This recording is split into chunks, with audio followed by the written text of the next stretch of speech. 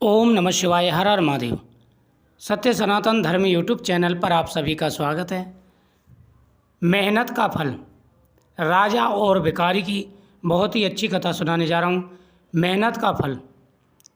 एक बार की बात है, एक नगर में एक राजा शासन करता था। वह बहुत दयालु और न्यायप्रिय था। रोज़ वह अपने महल की बालकनी से प्रजा को देखता और उनकी समस्याएं सुनता था। राजा बड़ा दयालु था, साथ ही वो धार्मिक भी था और उसके पास जो भी कोई फरियाद लेकर के पहुंचता था, राजा उनकी हर संभव मदद करता था। राजा का नियम था कि वह महल की बालकनी से देखता था कि प्रजा कष्ट में है या सुख में है। वह पूरी प्रजा की देखभाल करता और प्रजा की समस्याएं भी सुनता था। एक दिन उसने देखा कि एक भिखारी महल के बाहर रोज़ बैठकर भीख मांगता है। राजा ने सोचा, यह आदमी अगर रोज़ मेहनत करे तो कुछ बड़ा कर सकता है।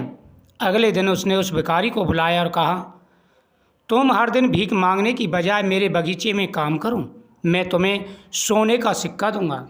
जब राजा अपनी महल की बालकनी में बैठा था, उसने देखा कि एक भिखारी है जो भीख मांगता है, अच्छा हट्टा कट्टा है। तो राजा ने मन में सोचा, क्यों ना इसे मैं काम दे दूँ। भीख मांगने की जगह पर अगर ये मेहनत करेगा तो ये कुछ बड़ा भी कर सकता है, कुछ धन भी इकट्ठा करेगा, जिससे आगे के लिए अपने लिए कुछ साधन एकत्र कर सकता है। तो राजा ने उसे बुलाया और कहा कि मैं तुम्हें देखता हूँ तुम डेली भीख मांगते हो, अब तुम्हें क्या करना है कि तुम मेरे बगीचे में काम करो, मैं तुम्हें सोने के सिक्के दूंगा। अब राजा ने उसकी मदद करनी चाहिए। भिखारी ने कहा, महाराज भीख मांगना आसान है, काम में बहुत मेहनत लगती है।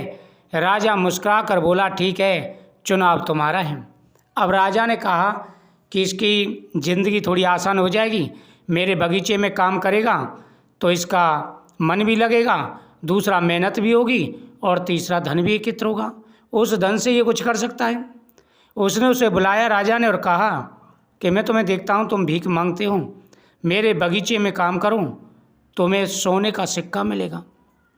उसने कहा, महाराज भीख मांगना बहुत आसान है, लेकिन मेहनत करना बड़ी मुश्किल का काम है। मैं तुम्हारे बगीचे में रहूँगा तो मुझे बहुत सारा काम करना पड़ेगा, भीख मांगना तो बड़ा आसान है। राजा ने कहा, चुनाव तुम्हारा है, मैंने तुम्हें विकल्प दिया है।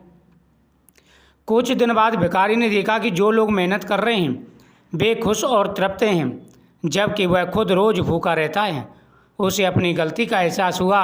अगले दिन वह राजा के पास गया और बोला, महाराज मैं काम करना चाहता हूँ। राजा ने कहा, अब तुम काम क्यों करना चाह रहे हो, पहले तो मना किया। उन्होंने कहा, महाराज मैं देखता हूँ मैं काफ़ी समय से भीख मांग रहा हूँ, लेकिन मैं भूखा ही सोता हूँ, कभी मिलती है कभी नहीं मिलती। लेकिन जो आपके यहाँ पर काम करते हैं वो अच्छे साधनों से संपन्न हैं और खुशहाल फैमिली है उनकी, इसलिए मैं काम करना चाह रहा हूँ। मेरी समझ में आ गया कि बिना मेहनत के कुछ नहीं मिलता। राजा ने उसे बगीचे में काम दिया। भिखारी रोज़ मेहनत से काम करने लगा।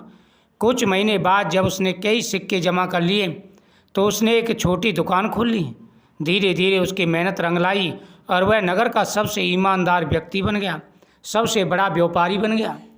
कहाँ पहले वो भीख मांगता था, लेकिन उसने सिक्के एकत्र किए, उससे एक छोटी सी दुकान ली, उसमें अपना कारोबार खोला और धीरे धीरे वह नगर का नामी सेठ बन गया। एक दिन राजा ने उसे फिर बुलाया, कहा, देखो मेहनत कभी व्यर्थ नहीं जाती, भाग्य उनका साथ देता है जो अपने हाथों से अपना भविष्य बनाते हैं। भाग्य के भरोसे नहीं बैठना चाहिए, भाग्य तभी साथ देता है जब व्यक्ति मेहनत करता है। मेहनत करने वाला व्यक्ति कभी गरीब नहीं रहता, भीख नहीं, मेहनत का फल ही सच्चा सुख देता है।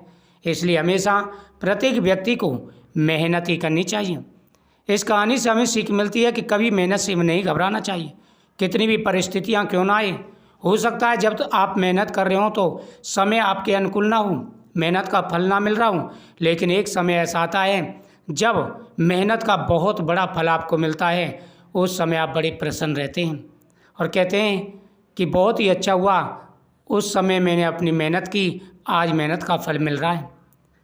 मुझे उम्मीद है आपको ये कथा बहुत ही अच्छी लगी होगी। तो मेहनत का फल हमेशा मीठा होता है। मेहनत के साथ साथ भगवान का पूजन भी करें, भगवान की तरफ भी ध्यान रखें, तो आपकी किस्मत भी साथ देगी और हर कार्य बनेंगे।